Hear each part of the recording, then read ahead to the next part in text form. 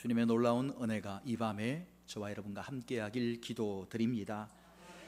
어렵고 힘든 수요 예배입니다. 여러분들 가운데 하나님 앞에 예배하러 왔으니 마음의 문을 열고 말씀을 마음에 받아 하나님을 만나고 돌아가는 여러분 되기를 원합니다. 귀한 시간 왔는데 다른 것에 마음 빼앗기지 않고 하나님께 집중하는 여러분 되기를 원합니다. 다윗은 지금 아들 압살롬의 반란으로 인해 도성 예루살렘을 버리고 도망가는 길입니다. 많은 신하들과 백성들이 다윗을 따라 예루살렘 성을 비우고 따라 떠납니다. 그리고 그때의 제사장 사독과 아비아달과 모든 레위 사람들도 다윗을 다 따라가며 제사장들은 하나님의 궤를 메고 다윗을 쫓아갑니다. 하나님의 언약궤는 단순한 종교적인 상징물이 아닙니다. 깃발이나 나팔 정도가 아닙니다. 사무엘상 4장에 보면 엘리 제사장 때 이스라엘과 블레셋이 전쟁했는데 블레셋이 이겼습니다.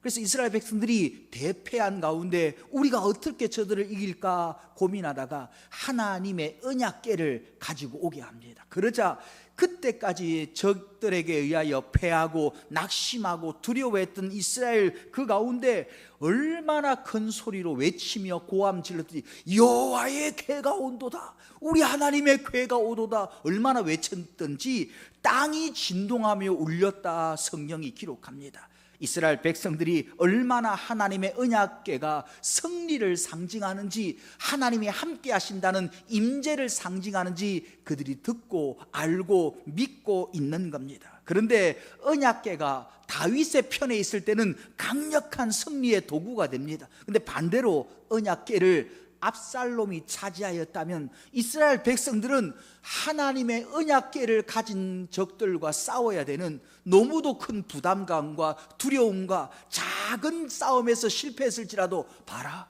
하나님의 언약궤를 가진 적들과 어떻게 싸우겠느냐, 우리는 안 된다, 우리가 어찌 하나님과 싸우겠느냐, 그런 믿음의 회의와 그들의 마음의 약함이 일어날 겁니다. 언약궤는 승리의 상징이었고 언약궤가 하나님이 함께 하신다는 징표였습니다. 그런데 다윗이 제사장들이 메고 왔던 하나님의 언약궤를 예루살렘 성읍으로 도로 메어가라 명합니다. 정말 놀라운 믿음이에요.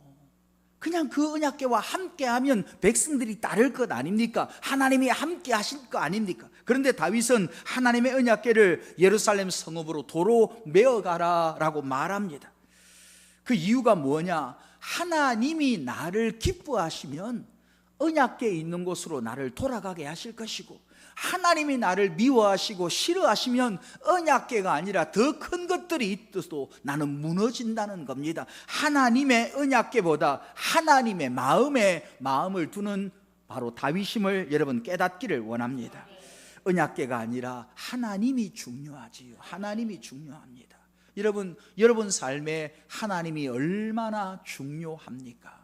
여러분이 가지고 있는 지식이나 만나고 있는 사람이나 물질이나 그 어떤 것보다 우리의 인생의 주관자 되시는 하나님께 마음을 두는 여러분 되기를 원합니다. 다윗은 전쟁의 승리가 언약궤나 백성의 인기나 사람들 용사의 힘에 있는 것이 아니라 전쟁의 승리가 하나님께 있음을 믿고 있습니다. 전쟁을 모르는 몽상가의 이야기가 아닙니다. 다윗은 평생 전쟁터로 달렸던 용사입니다. 그가 왜 하나님의 성전을 짓지 못합니까? 너는 피를 너무 많이 흘렸다, 너는 전쟁터에서 뼈가 굴렀던 전쟁하는 사람이었다는 것입니다. 그랬던 다윗이 전쟁에 관한 것을 모두 아는 다윗이 하나님의 뜻에 전쟁의 승리가 달려있음을 고백하고 있는 것입니다. 여러분, 우리의 인생의 모든 것이 하나님께 있음을 여러분 기억하기를 원합니다. 우리가 좋을 때는 믿음이 좋고 상황이 좋을 때는 하나님께 있습니다, 하나님께 있습니다 고백합니다. 그런데 조그마한 위기가 오고 어려움이 올 때 우리는 내가 궁리하고 내가 계획하고 내가 사람 만나고 내가 노력하는 게 하나님의 뜻보다 더 안전하다고 착각하고 있습니다. 아닙니다. 하나님이 우리 인생의 주인임을 여러분 아시기를 원합니다. 우리 인생의 주관자가 하나님이십니다. 하나님은 우리에게 일어나는 모든 일을 다 알고 계십니다. 하나님의 계획 속에 있고 그분을 신뢰하기를 하나님은 원하심을 깨닫기를 원합니다. 하나님이 우리를 세우시면 우리를 무너뜨릴 자가 없고요, 하나님이 우리를 무너뜨리시면 그 어떤 사람도 우리를 세울 수 없음을 여러분 아시길 원합니다. 사도행전 5장에 사도들이 이스라엘 예루살렘 공회에 잡히자 예루살렘 공회원들이 예수당이라는 이유로 사도들을 핍박하며 죽이려 합니다. 그때에 많은 백성들에게 존경받던 갈말리알이라는 랍비가 일어나 그들에게 이렇게 말합니다. 이 사람들을 상관하지 말고 버려두라. 이 사상과 소행이 사람에서부터 났으면 무너질 것이요 하나님께로부터 났으면 너희가 그들을 무너뜨릴 수 없겠고 도리어 하나님을 대적하는 자가 될까 하노라 말하고 있음을 여러분 기억하길 원합니다. 하나님이 함께하는 자를 무너뜨릴 수 없습니다. 다윗도 그것을 알았습니다. 언약궤가 적들에게 있고 하나님의 도성인 예루살렘이 저들에게 있을지라도 하나님이 나와 다윗과 함께 하시면 무너뜨릴 자가 없음을 고백하고 있음을 깨닫기를 원합니다. 다윗이란 사람이 멋진 사람인 이유는 그의 한 장면 한 장면이 위대한 하나님의 역사가 일어나는 장면이기 때문입니다. 여러분, 잘생긴 사람하고 못생긴 사람하고 차이가 있어요. 잘생긴 사람은 여러분 그냥 아무데나 카메라를 탁 찍어 봐도 다 잘 나왔어요. 근데 제 같은 사람은 100장 찍어 한 장 찾아야 돼. 이거 눈이 못 났고 코가 못 났고 다른 사람 볼 땐 똑같아도 내 눈에 나름 조명도 괜찮고 헤어도 괜찮고 눈빛도 괜찮고 100장 중에 한 명 한 개 찾아내는 거예요. 그럼 뭐 했다? 감사해, 아무도 얘기 안 했어. 못생겼다는 거예요. 못생겼다.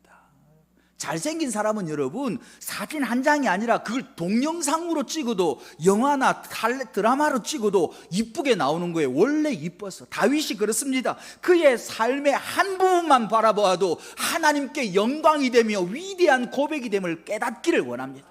여러분 삶에서도 이런 고백이 일어나기를 원합니다. 세상과 사람과 문제를 두려워하지 않고 하나님께 맡기는 믿음이 여러분 속에 일어나는 여러분 되기를 원합니다. 오늘 이 현장 압살롬에게 쫓겨가고 있을 때에 지었던 시편이 시편 3장입니다. 여러분 참 지금 압살롬이 아버지 죽이기도 쫓아오고 도성을 피해 피난 갑니다. 그런데도 다윗이 뭘 지었다고요? 하나님을 향한 찬양의 노래를 짓고 있습니다. 대단하지 않습니까?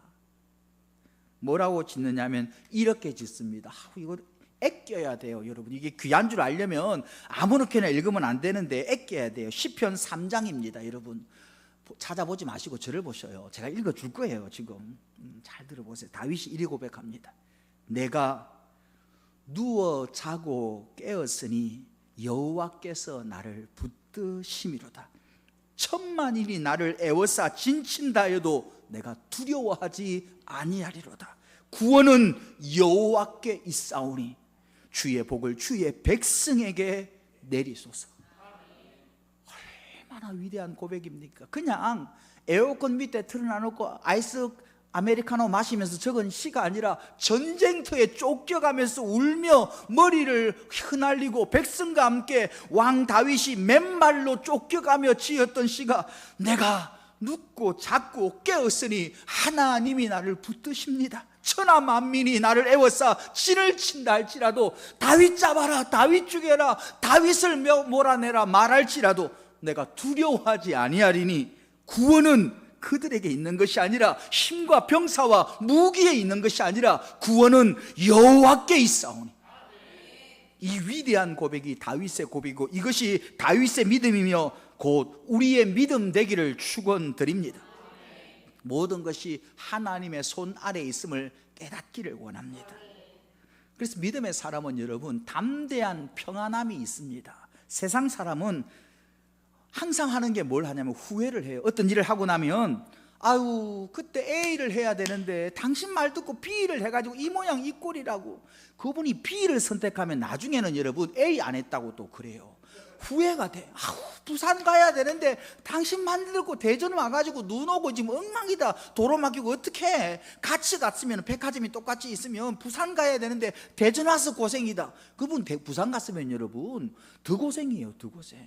세상 사람은 이래도 후회 저래도 후회입니다. 그러나 믿음의 사람은 기도하고 난 뒤에 결정하기에 그런 후회가 없습니다. 우리가 알거니와 우리가 알고 있습니다. 뭘? 하나님을 사랑하는 자, 곧 그 뜻대로 부르심을 받은 자에게는 모든 것이 협력하여 선을 이루느니라.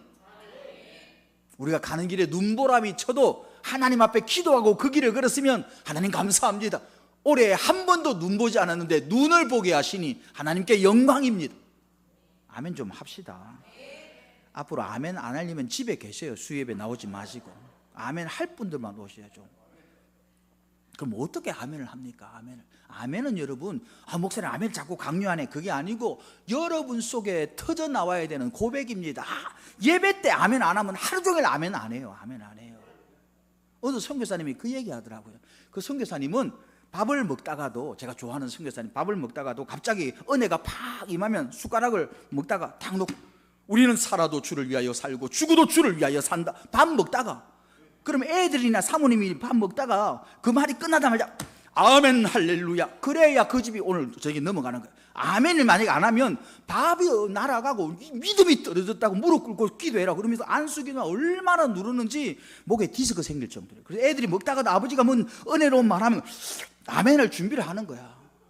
뭔가 달라야지. 하나님 살아계시잖아요. 하나님의 백성이잖아요. 사도들은 생명 걸었는데 우리는 뭔가 조금만 힘들고 조금만 바쁘면 1순위가 나부터 그래요. 나부터. 왜 이럴까 후회되고, 그 사람 때문에 그럴까, 사람 때문에 원망하고. 아닙니다. 하나님이 우리의 인생의 주관자임을 깨닫기를 원합니다. 기도했으면 고난이 와도 그 길을 하나님이 인도하십니다. 하나님은 다윗을 어떻게 선택했습니까? 이 위대한 사람을 언제 발견했습니까? 사무엘에게 뿔에 기름을 채워 이새의 집으로 보내는데 그때 어린 다윗은 양을 돌보고 있었습니다. 근데 하나님이 뭐라 그랬느냐? 가라, 내가 너를 베들레헴 사람 이새에게로 보내리니 이는 내가 그의 아들 중에 하나님이 뭘 보았느냐? 한 왕을 보았느니라.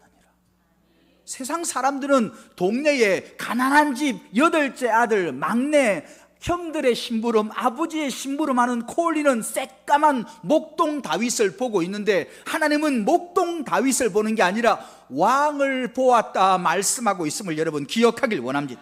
그가 위대한 일을 했기 때문이 아니라, 업적을 쌓았기 때문이 아니라 믿음으로 하나님 앞에 서 있기 때문입니다. 하나님은 다르게 보십니다. 세상 사람들은 일의 크기나 규모나 재정이나 사람이나 힘을 보지만 하나님은 중심을 보십니다. 그 사람이 어떤 믿음을 가지고 있느냐, 이게 그 사람을 보는 하나님의 시각임을 여러분 아시길 원합니다. 가나안 사람들은 아브라함을 떠돌이로 보았어요. 야, 부자인데 떠돌고 있구나, 고향 없는 사람이구나, 이방인이구나, 아브라함을 그렇게 보았지만 하나님은 아브라함을 복의 근원으로, 믿음의 조상으로 보고 있습니다. 보디발 가정에서 요셉은 종이었습니다. 노예였습니다. 이방에서 잡혀온 노예 아이, 소년에 불과했지만 하나님은 그 요셉을 애굽을 다스릴 총리로, 믿음의 선조로 보고 있음을 깨닫길 원합니다. 우리 속에 어떤 믿음이 있느냐가 가장 중요합니다. 사람은 잘 보지 못해요. 사무엘상 16장에 보면 선지자인 사무엘조차 이새의 큰아들인 엘리압을 보고 과연 여호와께서 기름 부을 만한 자가 여기 있도다 라고 착각합니다. 그러나 하나님은 내가 이미 그를 버렸노라 말씀하심을 여러분 기억하길 원합니다. 여러분 집중 안 하니까 마이크까지 탕탕 튀잖아요. 지금 집중하시라고. 하나님은 믿음을 보십니다. 믿음을 보십니다. 마태복음 9장에 보면 예수님이 집에 계실 때에 지붕을 뜯고 중풍병자를 내려보내는 일이 있어요. 그때 성경은 정확하게 기록합니다. 주님께서 지붕이 뚫리고 침상이 내려오고 그 안에 중풍병자가 있는 것들을 보고 사람들은 신기한 일이다, 저렇게까지 해야 되나, 집 다 망가진다, 줄 서 있는 병자들이 꽉 찼는데 자기만 치료받을 거라고 와전하네, 뭐 이런 것들의 마음 빼앗겼을 겁니다. 주님은 그 사람의 병이나 그 사람의 노력이나 그 사람의 다른 어떤 것을 보신 게 아니라 마가복음 2장 5절에 예수께서 그들의 믿음을 보시고 중풍병자에게 이르시되 소자야 네 죄사함을 받았느니라. 주님은 믿음을 보십니다. 믿음을 보십니다. 예배 때에도 믿음이 있어야 되고요, 기도 때에도 믿음이 있어야 되고요, 하나님 나라의 문 앞에서도 믿음이 있어야 들어감을 깨닫기를 원합니다. 두 맹인이 주님께로 찾아옵니다. 주님 우리의 눈을 뜨게 해주십시오. 소리치며 부르짖으며 주를 따라옵니다. 주께서 내가 능히 이 일을 행할 줄을 믿느냐? 그러자 그들이 주여 그러하외다. 그러자 주님 외치십니다. 너희의 믿음대로 되리라. 여러분, 우리가 기도에도 믿음을 준비해야 되고 예배에도 믿음을 준비해야 됨을 여러분 깨닫기를 원합니다. 믿음만 있으면 구원을 얻게 되고 믿음만 있으면 응답을 얻게 됨을 여러분 아시길 원합니다. 믿음이 없으면 믿음이 생길 때까지 말씀 보고 기도하고 주께 부르짖고 주와 동행하고 하나님께 나아가 믿음을 선물로 받는 여러분 되기를 원합니다. 오늘 압살롬의 같은 하나님 앞에 섰던 다윗에게 압살롬의 같은 반란과 같은 고통이 온 이유가 뭡니까? 얼마 전에 다윗이 밧세바와 간음하고 그의 남편 우리아를 죽였습니다. 그러자 선지자 나단이 이렇게 하나님 말씀을 선포합니다. 이제 칼이 너의 집에서 영원토록 떠나지 아니하리라.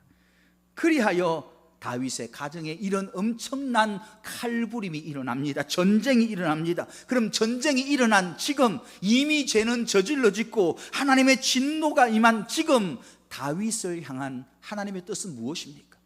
너 고난 받아라, 죄의 값을 받아라, 그것입니까?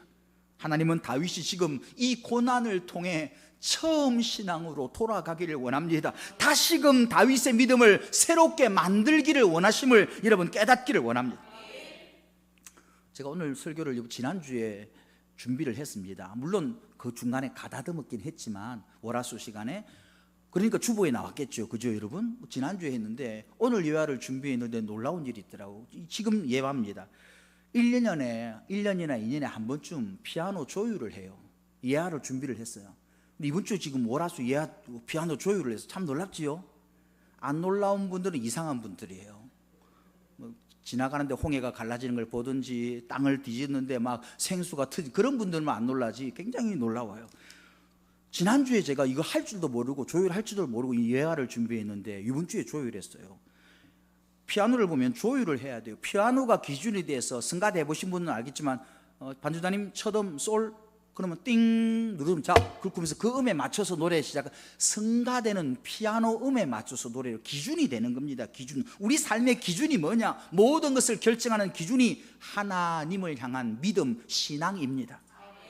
근데 피아노도, 정확한 음정을 내는 피아노도 1년, 2년 되면 다시 음이 틀어져요. 습도나 온도 따라. 그러면 다시금 조율해 줘야 됩니다. 마찬가지입니다. 우리 신앙이 좋다고 해도 내가 직분이 있어 집사고 권사고 목사라 할지라도 때가 되면 하나님 앞에 우리 삶의 신앙을 재조정해야 됩니다. 바로 지금 다윗이 하나님 앞에 신앙을 조율하는 시간입니다. 고난을 따라, 환난을 따라, 아픔을 따라 다시금 첫 신앙, 하나님 앞에 섰던 그 신앙으로 회복해야 됩니다.